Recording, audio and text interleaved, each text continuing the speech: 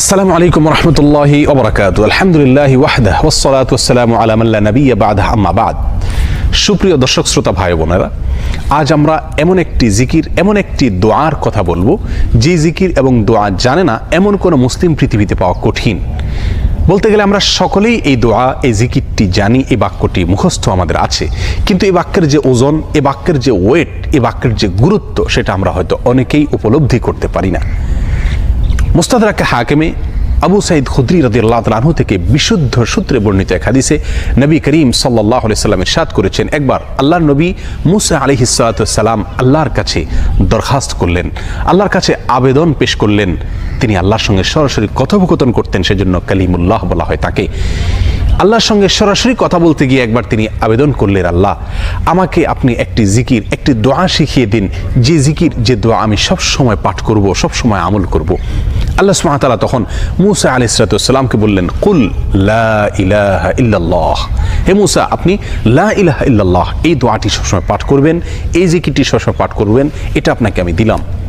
মুসা আলাইহিস সালাতু ওয়াস সালাম কিছুটা আশ্চর্যান্বিত হয়ে আল্লাহ সুবহানাহু ওয়া তাআলাকে বললেন, আল্লাহ লা ইলাহা ইল্লাল্লাহ এটা তো এমন একটি বাক্য, এমন একটি জিকির, এমন একটি দোয়া যেটা সকলেই বলে, সব মানুষই বলে। আমি তো আপনার কাছে স্পেশাল কোনো দোয়া চেয়েছিলাম, বিশেষ কোনো দোয়া চেয়েছিলাম।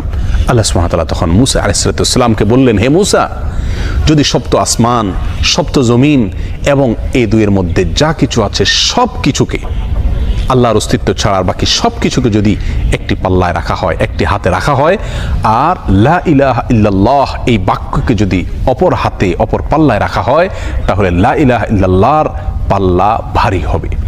এত ওয়েটফুল এই আমল, এত ওজনী এই আমল, এই জিকির।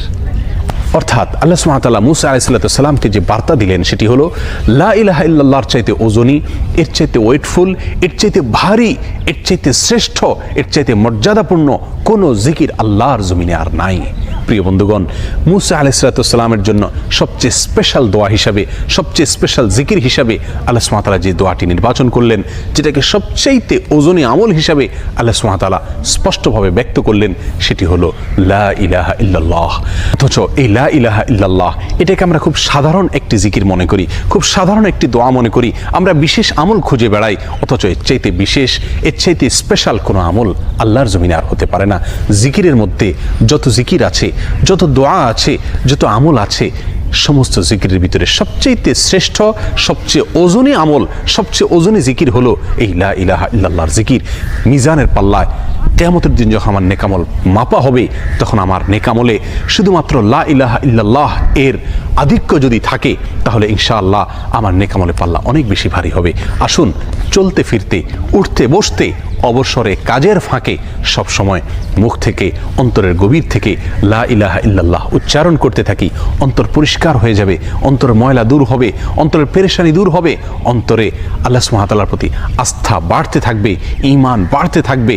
এবং লা ইলাহা ইল্লাল্লাহ এই জিকির আমরা যত বেশি করব, তত বেশি সৃষ্টি জগতের অন্য সব কিছু আমাদের কাছে তুচ্ছ মনে হতে থাকবে, সব কিছুর হারানোর কষ্ট আমরা ভুলতে থাকবো, আল্লাহ সুবহানাহু ওয়া তাআলার কাছে আমরা খুব বেশি নৈকট্য অর্জন করতে পারবো। আসুন বলতে থাকি বেশি থেকে বেশি, অন্তরস্থল থেকে ঈমানের সঙ্গে লা ইলাহা ইল্লাল্লাহ।